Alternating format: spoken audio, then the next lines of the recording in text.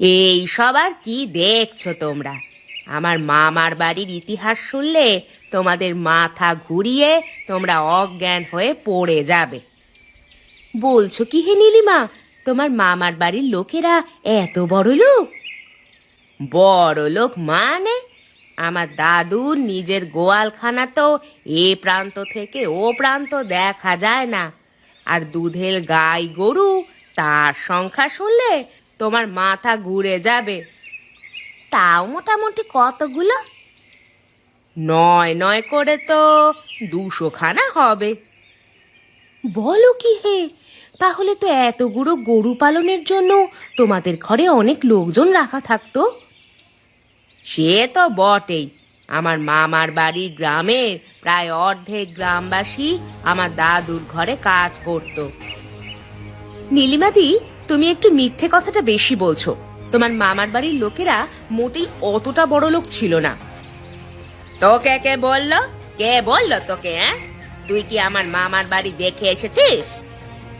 নিজের চোখে দেখিনি, কিন্তু শুনেছি। বেশি বড় বড় কথা বলিস না তো লতা, তোকে এই জন্য আমার একদম ভালো লাগে না।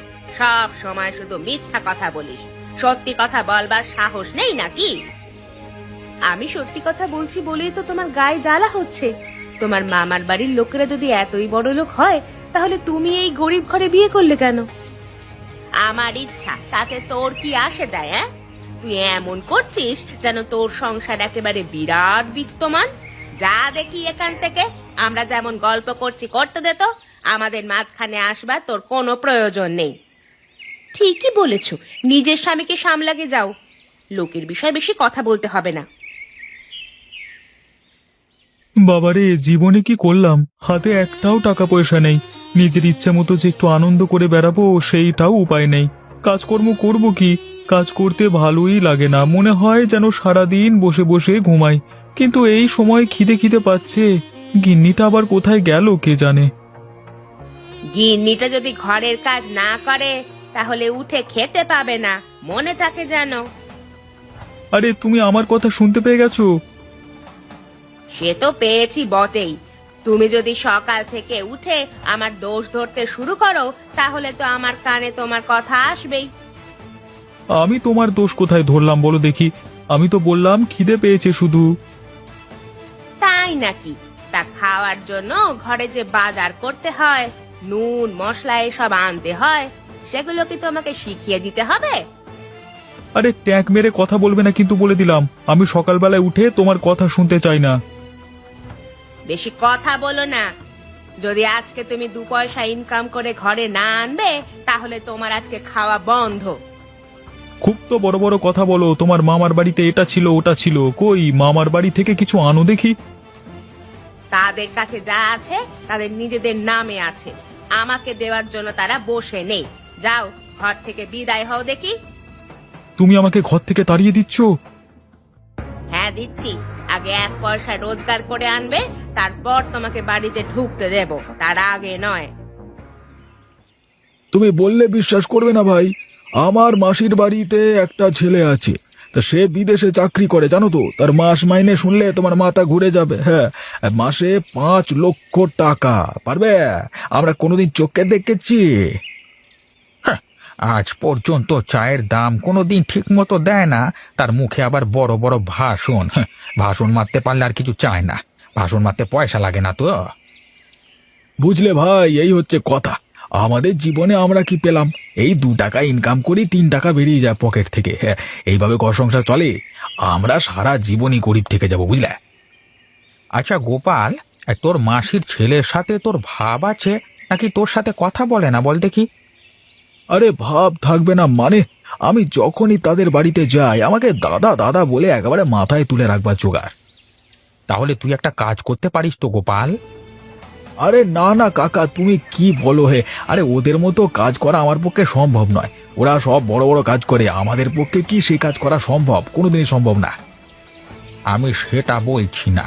আমার দোকানে এতদিনে চা খেয়ে যে ধার বাকি রেখেছিস, সেই ধার বাকি টাকাগুলো তো তোর মাসির ছেলের কাছ থেকে নিয়ে এসে দিতে পারিস, তাই না? তার মানে মাসির ছেলে আমার ধারের টাকা কেন দিতে যাবে? তাহলে এখানে লেকচার মেরে কোনো লাভ আছে কি? চুপচাপ খা, দিয়ে এখান থেকে বিদায় হ। আজকেও নিশ্চয়ই আমার টাকা দিবি না, তাই না? একদম মুখ সামলে কথা বলবে কাকা। এরকম করে কথা বললে আমি তোমার দোকানে কোনোদিন চা খেতে আসবো না। আর না এলি বাঁচি। আমি তো ফ্রিতে চা খাবার জন্য দান শিবির খুলে রাখিনি। এখান থেকে দূর হ, যা। ঠিক আছে, সময় আসুক, আমিও দেখে নেব। কি করছেন বাবু, ব্যস্ত আছেন? আপনার সাথে কিছু দরকার ছিল বাবু। আপনার কি এখন সময় হবে আমার কথা শুনবার? আমি একটু নিজের চিন্তাতেই ব্যস্ত ছিলাম। হ্যাঁ বলো দেখি রতন, কি বলবে? বাবু গো, আমাকে দয়া করে আজকে একটা কাজ দিন গো বাবু, না হলে আমাকে যে আজকে আমার স্ত্রী ঘর ঢুকতে দেবে না বাবু। আপনি দয়া করে একটা কাজ দিন আমাকে। কাজের কথা বলছিস? মনে হচ্ছে তোর জন্য একটা কাজ আছে, বুঝলি? আপনি যা কাজ দেবেন আমি তাই করে দেব বাবু। হ্যাঁ একদম, আপনি আমার উপর বিশ্বাস রাখতে পারেন। হ্যাঁ বুঝতে পারছি, তবে কাজটা খুব বিশ্বাসের, বুঝলি তো? তোকে কি বিশ্বাস করে কাজটা দেওয়া যাবে? আপনি দিয়েই দেখুন না বাবু, আমি কেমন এক নিমেষে আপনার কাজটা করে দিই। কিছু টাকা তোর হাতে দিয়ে আমি এক জায়গায় পাঠাবো, সেই টাকাটা তোকে ঠিক জায়গায় দিয়ে আসতে হবে। পারবি? মাঝ রাস্তায় টাকা নিয়ে কেটে পড়বি না তো? আপনি বিশ্বাস রাখুন বাবু, আমি কোনো মতেই টাকা নিয়ে কেটে পড়বো না। আমি আপনার টাকা যথা জায়গায় পৌঁছে দেব। তাহলে তুই একটু অপেক্ষা কর, আমি আমার হিসেবটা শেষ করে নিই, তারপর তোকে একটা ব্যাগে টাকাগুলো দিয়ে নামটা বলে দিচ্ছি তোকে কোথায় নিয়ে যেতে হবে। মানে বাবু, আজকে আমি কিছু হাত খরচা পাবো তো? মানে গিন্নিকে দেখাতে হবে তো। সেসব নিয়ে তুই কোনো চিন্তা করিস না, তুই অবশ্যই তোর হাত খরচা পাবি। ধন্যবাদ বাবু, আপনি আপনার কাজ শেষ করে নিন, আমি এখানে অপেক্ষা করলাম। আরে এখানে চায়ের দোকানদার বুড়ো আছে। হ্যাঁ, এখান থেকে যদি আমি চা খেয়ে কেটে পড়ি তাহলে বুড়ো ধরতেও পারবে না আমাকে। এই যাই যাই, বেশি দেরি না করে বুড়োর কাছে যাই। কি গো কাকা, এক কাপ চা হবে নাকি? হবে বই কি, আপনি একটু অপেক্ষা করুন, আমি চা আপনাকে দিচ্ছি। এক কাপ চা দিও তো কাকা, খেয়ে আমাকে একটা কাজে বেরোতে হবে। তা কোথায় চললি তুই? এই যে কাকা, অবিনাশ বাবুর একটা বিশেষ কাজে আমাকে যেতে হবে। এই ব্যাগটা একজনকার কাছে পৌঁছে দিতে হবে। যাক, শেষমেশ অবিনাশ বাবু তোকে দিয়ে একটা কিছু কাজ দিল, তাই তো? হ্যাঁ কাকা, অবিনাশ বাবু যদি কাজটা না দিত তাহলে আমি আজকে ঘর ঢুকতে পারতাম না, এমন পরিস্থিতি হয়ে গেছিল গো। কি বলছিস কি? বউ নিশ্চয়ই ঝগড়া করছে ঘরে, তাই না?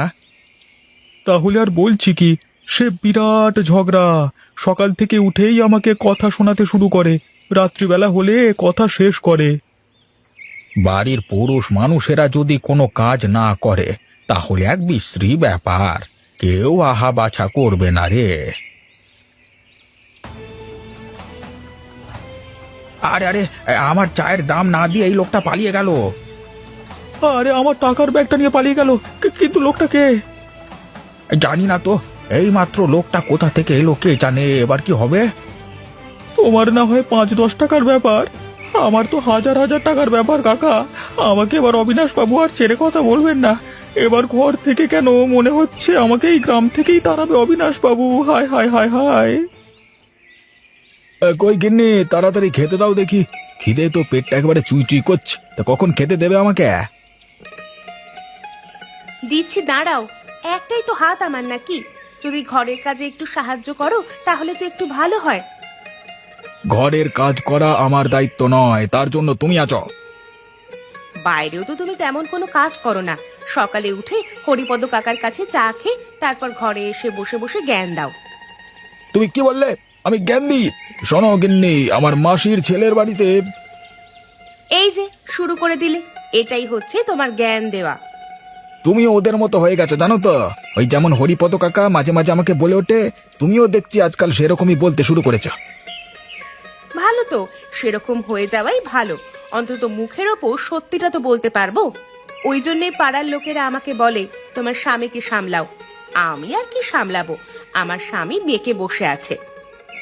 ঠিক আছে, আমি চললাম তাহলে। তুমি তাহলে বসো, আমাকে খেতে দিতে হবে না, আমি আজকে সারাক্ষণ না খেয়ে থাকবো। এই শোনো, বেশি গরম দেখিও না। বাবু গো, এদিকে যে ভীষণ বড় একটা সর্বনাশ হয়ে গেল বাবু। এবার আমাদের কি হবে বাবু? বিরাট এক সর্বনাশ হয়ে গেল।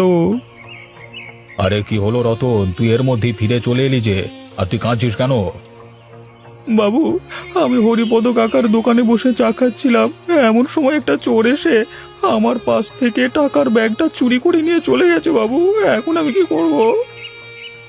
একটা কাজও কি তোদের দিয়ে ভালোভাবে হবে না? 20,000 টাকা ছিল ওই ব্যাগের মধ্যে, এখন সেই টাকাগুলোকে আমি কিভাবে ফিরে পাবো? আমাকে মাফ করে দেবেন বাবু, আমি জেনে শুনেই ভুল কাজ করিনি। না না না না, আমি ওসব দেখতে পারবো না। তোকে যেখান থেকেই হোক আমার টাকার ব্যাগটা জোগাড় করে এনে দিতে হবে, না হলে কিন্তু তোর খবর আছে বলে দিলাম তোকে। তোর বউ ঘর থেকে বার করেছে, আমি সারা জীবনের মতো এই গ্রাম থেকে বের করে দেবো হতভাগা। বাবু, আমি কি করব? আমার যে কোনো উপায় নেই বাবু। ওই লোকটা যে কোথায় থাকে আমি কিছুই জানি না। অনেকক্ষণ খুঁজছিলাম আমি, কিন্তু লোকটাকে কোথাও পেলাম না। চোখের নিমেষে যে কোথায় পালিয়ে গেল। তুই এখন আমার চোখের সামনে থেকে চলে যা। আমি তোকে একদিন সময় দিলাম, টাকাটা যেখান থেকে পারিস খুঁজে আন। আরে সাবাস, এই ব্যাগের ভেতরে দেখছি অনেক টাকা আছে। আমার ভাগ্য যে এতটা ভালো আমি কল্পনা করতে পারিনি। হ্যাঁ, এই টাকাগুলো নিয়ে আমি এখানে মোটামুটি মাস তিনেক জমিয়ে খাওয়া দাওয়া করতে পারবো, তারপর আবার অন্য কথা। মাস তিনেক নয়, হয়তো 1 মাস তুমি ভালো করে থাকতে পারবে, ভালো ভালো জিনিস খেতে পারবে। এই কে রে বাবা, কি চাই তোমার এখানে? কি কি চাই? চুরির টাকার ভাগ চাই। যে টাকা তুমি চুরি করে এনেছো তার অর্ধেক টাকা আমার চাই। আর যদি সেই টাকা আমাকে না দাও, তাহলে আমি তোমাকে ধরে আমাদের মোড়ল মশাইয়ের কাছে নিয়ে যাব। এই নানা দাদা, এই কাজ করো না। আজকে অনেকদিন বাদ এত টাকার মুখ দেখলাম, তুমি এরকম করে এসে কেচিয়ে দিও না সবকিছু।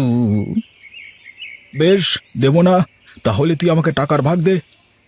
আচ্ছা বেশ বেশ, তবে অর্ধেক টাকা না দিয়ে যদি মানে 80% আমি রাখতাম আর 20% তুমি রাখতে, তাহলে খুব ভালো হতো। ওসব চালাকি চলবে না। আমি যেটা বলেছি সেটাই করতে হবে, না হলে কিন্তু আমি পদক্ষেপ নিতে বাধ্য হব। আরে না গো দাদা, না, এত রাগ করো না। ঠিক আছে, তুমি যেমনটা বলবে তেমনটাই হবে। নাও নাও, তুমি তোমার টাকার ভাগ নাও, আর আমাকে এখন ছেড়ে দাও। বাপরে বাপ! এ তুমি কি করেছো? অবিনাশ বাবুর টাকা হাওয়া করে দিয়েছো। এখন অবিনাশ বাবু আমাদেরকে ছেড়ে কথা বলবেন না। ইতিমধ্যে আমাকে বলে দিয়েছেন, যদি আমি টাকাটা জোগাড় করতে না পারি তাহলে আমাকে গ্রাম ছাড়া করবেন। ওগো, তুমি এটাই করতে বাকি রেখেছিলে নাকি গো? এইভাবে মানুষকে বিপদে ফেলতে তোমার খুব ভালো লাগে? আমাকে ক্ষমা করে দাও গিন্নি, আমি ইচ্ছে করে করতে চাইনি, কিন্তু কি করব বলো? এমন বিপদে পড়ে যাব আমি স্বপ্নেও কল্পনা করতে পারিনি। আর কল্পনা করতে হবেও না। তুমি কালকে সকালে বাড়ি থেকে দূর হয়ে যাবে। যতক্ষণ না বাবুর টাকা বাবুকে ফেরত দিতে পারছো, ততক্ষণ মুখ দেখাবে না এ বাড়িতে। এবারে কি তুমি আমাকে একটুও সাহায্য করবে না গিন্নি? তোমার কাছে অন্তত একটু সাহায্য আমি প্রত্যাশা করি। তুমি যতই সাহায্য চাও না কেন, আমি তোমাকে কোনো রকম ভাবে সাহায্য করতে পারবো না। নিজে যেটা ভুল করেছো, সেই ভুল তোমার নিজেকেই শোধরাতে হবে। এই বিপদের সময় আমাকে একা ফেলে দিলে গিন্নি, আমি কোথায় যাব বলো দেখি? সেইটা তো আমার একবারও জানার দরকার নেই। তুমি কিভাবে সেই চোরকে ধরে টাকাটা জোগাড় করে আনবে সেটা দেখা আমার কাজ নয়। আমাকে যদি এই গ্রাম থেকে অপমানিত হয়ে বের হতে হয়েছে, তখন তোমাকে আমি দেখাবো মজা। এবার বলো, সকালবেলায় খুব আমাকে জ্ঞান দিলে আমি নাকি বাতেল্লা দিয়ে বেড়াই। হ্যাঁ, দেখো আজকে তোমার জন্য কত টাকা এনেছি। কিন্তু এত টাকা তুমি কোথায় পেলে নিমেষের মধ্যে? এই তো অনেক টাকা। একদিনে কাজ করে কি এত টাকা পাওয়া যায়? কাজের মতো কাজ করলে নিশ্চয়ই পাওয়া যায়, সেটা তো তুমি নিজের চোখেই দেখতে পাচ্ছ। তুমি আমাকে সত্যি করে বলবে, এই টাকাগুলো কোথা থেকে চুরি করে নিয়ে আসোনি তো? তুমি আমাকে এত বড় সন্দেহ করতে পারলে গিন্নি, আমি এই টাকাটা চুরি করে আনবো? এই শোনো, আমি সেরকম লোক নই যে আমি টাকা চুরি করে নিয়ে আসবো, ঠিক আছে? তাহলে তুমি আমাকে সত্যি কথা বলছো না কেন, যে টাকাগুলো তুমি কোথা থেকে এনেছো? আমি তো বারবার বলছি আমি এই টাকাগুলো রোজগার করে এনেছি। এখন কেউ যদি আমার কথা বিশ্বাস না করে, তাহলে আমার কিচ্ছু করবার নেই। বেশ, তুমি সত্যি কথা বলবে না তো? তাহলে আমার আর কিচ্ছু বলবার নেই। যদি কোনোদিন এই জিনিস নিয়ে বাড়াবাড়ি হয়েছে, তখন তোমাকে আমি দেখে নেব। আরে যাও যাও, ভয় দেখিও না শুধু শুধু। সত্যি কথা তো বিশ্বাস হয় না তোমার, তাহলে আমার কি করবার আছে? হায় আমার পোড়া কপাল, এই কপালে কি সুখ কোনোদিন এসে জুটবে না? যদিও বা একটা কাজে এলো, তাও আবার ফুরুত করে উড়ে চলে গেল। আমি আবার কোথায় যাব? যদি টাকার ব্যাগটা খুঁজে না পাই তাহলে তো মুশকিল হয়ে যাবে। আমাকে অবিনাশবাবু কিছুতেই ছাড়বেন না। এখন আমি কোথায় যাব? কি গো রতনদা, তোমাকে তো এর আগে কোনোদিন এত সকালে এখানে মন খারাপ করে বসে থাকতে দেখিনি। কি হয়েছে কি? খুব বড় বিপদ হয়ে গেছে বোন। কালকে অবিনাশবাবু আমাকে কিছু টাকা দিয়েছিলেন এক জায়গায় পাঠানোর জন্য। হঠাৎ করে আমাদের হরিপদ কাকার চায়ের দোকান থেকে সেই টাকাটা নিয়ে ফুরুত করে উড়ে যায় একটা চোর। এখন সেই টাকা আমাকে অবিনাশবাবুকে ফেরত দিতে হবে। সে কি গো, কে নিয়ে গেছে কিছু জানো? আরে লোকটা আমার পাশে বসেই চা খাচ্ছিল, কিন্তু হঠাৎ করে যে এভাবে ব্যাগটা নিয়ে পালাবে সেটা তো বুঝতে পারিনি। আমার মনে হচ্ছে একজনকে জেরা করলে পাওয়া যাবে টাকাটা। কার কথা বলছো বোন? তোমার ভাইয়ের কথা বলছি। কালকে তোমার ভাইও হঠাৎ করে কোথা থেকে অনেকগুলো টাকা নিয়ে বাড়িতে গিয়েছিল। আমি জিজ্ঞাসা করলাম কোথা থেকে জোগাড় করেছো, কিন্তু কিছুতেই আমাকে বললো না। কি বলো গো বোন, আমাদের গোপাল? হ্যাঁ, চলো আমরা দুজনে মিলে তাকে একবার চেপে ধরি। আমার মনে হচ্ছে ওই টাকাটাই অবিনাশবাবুর হতে পারে। কিন্তু তাকে এখন কোথায় পাবো বোন? সে হরিপদ কাকার চায়ের দোকানে চা খেতে বেরিয়েছে। চলো সেখানে যাওয়া যাক। আবার কি জন্য এখানে এসেছিস? এই তো বললি টাকা না দিতে পারলে চা খেতে আসবো না, তাহলে আবার কি জন্য এখানে এসেছিস? আজকে আমি টাকা দিতে পারবো তাই এসেছি। বেশি কথা না বলে তাড়াতাড়ি এক কাপ চা দাও আমাকে। চা পরে খাবে। এখন রতন দাদা কি প্রশ্ন করবে সে প্রশ্নের ঠিকঠাক উত্তর দাও তো দেখি। কি ব্যাপার? কি প্রশ্ন রতনদা? কালকে ওই টাকা চোরটার সাথে তোমার কোথায় দেখা হয়েছিল? তার মানে তুই কি বলতে চাইছিস? টাকা চোরটার সাথে দেখা হয়েছিল মানে? আমি কিন্তু সব জানি গোপাল, আমাকে মিথ্যে কথা বলবি না। আমি এটাও জানি তুই ওই টাকা চোরটার কাছ থেকে টাকা নিয়ে ঘরে গিয়েছিলিস। ভালো কথা বলছি, টাকাটা দিয়ে দে, ওটা অবিনাশবাবুর। ছি ছি ছি ছি গোপাল, তুই শেষ পর্যন্ত টাকা চুরি করা শুরু করে দিলি। আমি চুরি করিনি। ওই চোরটা গাছতলায় বসে টাকা গুনছিল, তখন আমি চলে যাই সেখানে। তাই তার কাছ থেকে আমি অর্ধেক টাকা নিয়ে আসি। তুই আমাকে এক্ষুনি বল সেই চোরটার বাড়ি কোথায়। আমরা সেখান থেকে টাকাটা নিয়ে আসবো। ওই টাকাটা খুব দরকারি অবিনাশবাবুর। গোপাল, ভালোই ভালোই কথাটা বলে দে, না হলে কিন্তু এই বদনাম সারা জীবন থাকবে। সয়ে বেড়াতে পারবি তো? আচ্ছা আমি বলছি, তোমরা চলো আমার সাথে। আরাম আরাম, জীবন মানি হলো আরাম। হ্যাঁ, আরাম করে জীবন কাটাতে হবে, না হলে সারা জীবন কষ্ট করতে হবে। তাড়াতাড়ি একবার বেরিয়ে আয় নগেন। আমি গোপাল, তোর সাথে দরকার ছিল। এই সেই চোর। বাবু, আপনি একে ছাড়বেন না। এই আমার টাকার ব্যাগটা নিয়ে কেটে পড়েছিল। ওরে বাবারে গোপাল, তুই আমাকে ফাঁসিয়ে দিলি। আমি তোর কাছ থেকে এটা কোনোদিন আশা করিনি রে গোপাল। সে তো আশা করবি না বটে। লোকের কাছ থেকে টাকা চুরি করে নিয়ে আরাম আয়েশ করে থাকা হচ্ছে, তাই না? তোকে আমি দেখাচ্ছি মজা। বাবু, এবারের মতো ছেড়ে দিন। আমি আপনার সব টাকা ফিরিয়ে দিচ্ছি। আর দয়া করে কিছু বলবেন না। আমি আর কোনো দিন এ ভুল কাজ করব না। আমার চায়ের দামটাও তার সাথে চাই। কালকে ফ্রিতে চা খেয়ে চলে এসেছিলিস, সেই দাম যদি না দিস তাহলে তোর গায়ে গরম জল ঢালবো আমি। আমি সেটাও তোমাকে দিয়ে দিচ্ছি দাদু। তুই তোর বাপকে দাদু বলিস শালা? আমাদের এই নতুন চ্যানেলটি আপনারা সাবস্ক্রাইব করে রাখুন। আপনাদের জন্য মজার মজার ভিডিও নিয়ে আসবো। ধন্যবাদ।